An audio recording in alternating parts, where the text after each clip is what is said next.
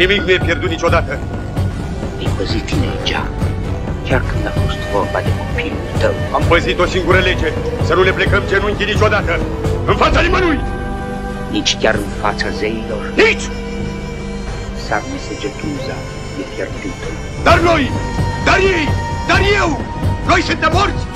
Atâta timp când mă voi putea mișca, atâta timp când va mai fi un singur dac care va vrea să trăiască liber, ne vom bate pentru acest pământ! Bun și frumos!